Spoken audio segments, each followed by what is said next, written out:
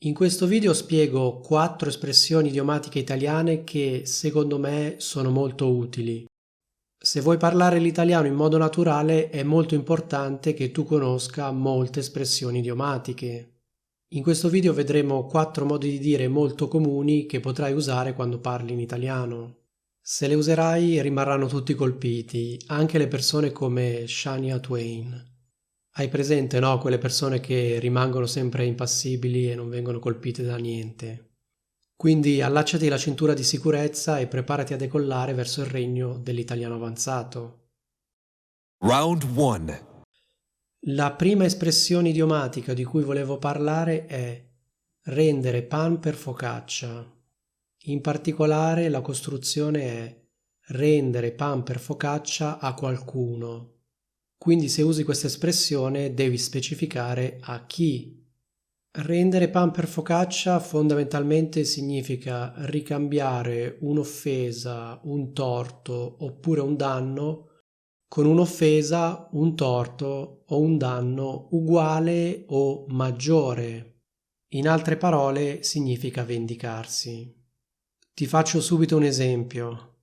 Quando Lucia ha scoperto che il marito l'aveva tradita, gli ha reso pan per focaccia e l'ha tradito. Fai attenzione che il participio passato di rendere è reso. Cosa significa questa frase? Il marito di Lucia ha tradito Lucia. Allora Lucia, per vendicarsi, ha fatto la stessa cosa e ha tradito il marito. Non so se conosci l'espressione idiomatica ripagare con la stessa moneta. Si può dire ripagare con la stessa moneta oppure ripagare con la stessa moneta. È uguale. Cosa significa? Fondamentalmente significa danneggiare una persona nello stesso modo in cui questa persona ci ha danneggiato.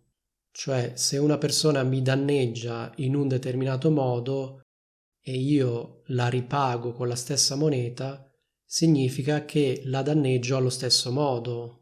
Ecco, rendere pan per focaccia ha un significato simile, cioè tu hai fatto questa cosa a me e io la rifaccio a te. Ma vediamo il secondo modo di dire. Round 2. La seconda espressione idiomatica italiana di cui volevo parlare è non stare nella pelle. Questo è un infinito, ovviamente, non è un imperativo. Non stare è l'infinito. Cosa significa? Significa attendere con impazienza. Questa espressione infatti viene usata per indicare l'attesa frenetica di qualcosa di piacevole, di qualcosa che si aspetta con gioia e, se vogliamo, con ansia in senso positivo. Si dice così perché la persona sembra così impaziente e agitata che sembra incapace di trattenersi. A chi la vede dall'esterno sembra proprio che questa persona da un momento all'altro schizzerà fuori dalla propria pelle. Un esempio potrebbe essere questo. La sera di Natale, mentre aspettavano di aprire i regali, i bambini non stavano più nella pelle. Ecco, io ti ho fatto l'esempio della sera di Natale, no?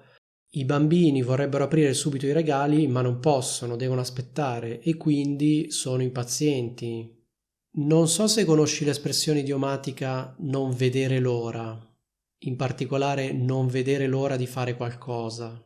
Ecco, non vedere l'ora e non stare nella pelle sono due espressioni piuttosto simili. Comunque sia, passiamo alla terza espressione. Round 3. La terza espressione idiomatica di cui volevo parlare è perdersi d'animo. Cosa significa perdersi d'animo? Significa scoraggiarsi, perdere la speranza e o la voglia di lottare. Una persona che si perde d'animo è una persona che perde l'entusiasmo e la voglia di fare. Non so se conosci il verbo pronominale abbattersi. Ecco, una persona che si perde d'animo è una persona che si abbatte. Prima era molto motivata e piena d'entusiasmo, poi perde l'entusiasmo e si abbatte. Possiamo dire che si abbatte oppure possiamo dire che si perde d'animo. Una frase di esempio potrebbe essere questa. Giovanni ha mandato più di 2000 curricula e non l'ha chiamato nessuno. Alla fine si è perso d'animo. Cosa significa? Giovanni ha perso l'entusiasmo iniziale e, se vogliamo, la speranza. In ogni caso, Giovanni si è abbattuto e probabilmente non manda più curricula. Un altro esempio potrebbe essere questo. Daniele passava 3 ore al giorno sui siti di incontri, ma non gli rispondeva nessuno. Alla fine si è perso d'animo e ha lasciato perdere. Cosa significa? Alla fine ha perso l'entusiasmo e la speranza e ha smesso di fare questa cosa. Questa espressione la sentirai spesso nelle frasi di esortazione. Per esempio, su, non perderti d'animo, oppure dai, non perderti d'animo. Se qualcuno vede che inizi ad essere demoralizzato o demoralizzata, ti potrebbe dire su, non perderti d'animo. Cosa significa? Dai, continua a lottare, non arrenderti, non abbatterti. C'è anche un'altra espressione informale che grosso modo vuole dire la stessa cosa. Buttarsi giù.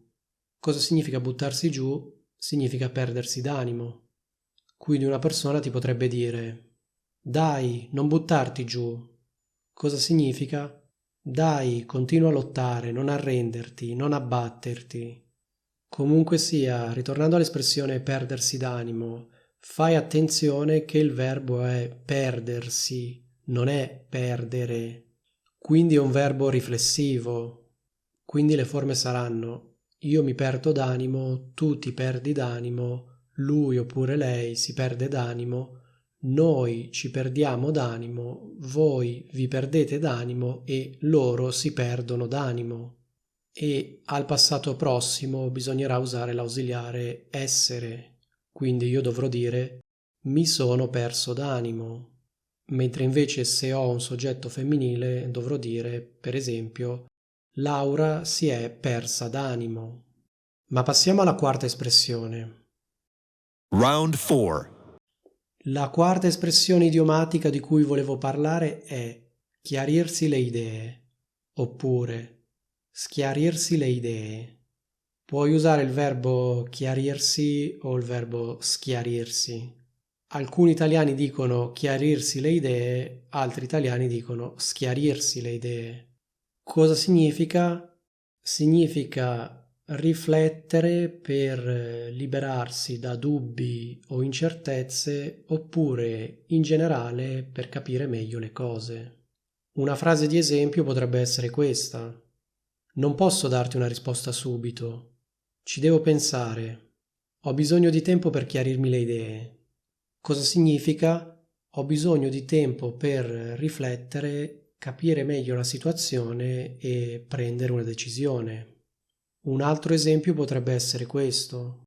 Quando ho bisogno di chiarirmi le idee, mi piace uscire e fare una passeggiata. Camminare mi aiuta a pensare e a chiarirmi le idee. Un'altra frase di esempio potrebbe essere la seguente. Secondo alcuni, mettere per iscritto i propri pensieri aiuta a chiarirsi le idee. Pendere dalle labbra di qualcuno. Cosa significa? Significa ascoltare con grande attenzione e interesse qualcuno oppure aspettare con ansia le parole di questa persona. Un esempio potrebbe essere questo. Quando il nonno raccontava delle storie, i bambini pendevano dalle sue labbra. Cosa significa? I bambini ascoltavano il nonno con molto interesse. Questa espressione si basa su un'immagine molto chiara. Pendere dalle labbra di qualcuno significa essere appesi con un filo alle labbra di questa persona, cioè alle sue parole, a quello che dice. Ecco, spero che queste 4 espressioni idiomatiche italiane ti siano piaciute. Se ti sono piaciute, mi raccomando, lascia un mi piace così capisco che apprezzi questo tipo di contenuti. Se vuoi parlare l'italiano in modo naturale, ti consiglio caldamente di iscriverti al mio canale. Nel frattempo, qui in alto ti lascio un video che ti consiglio di guardare. Se ti interessa parlare bene l'italiano, mi raccomando, dagli un'occhiata. E che la forza della lingua italiana sia con te.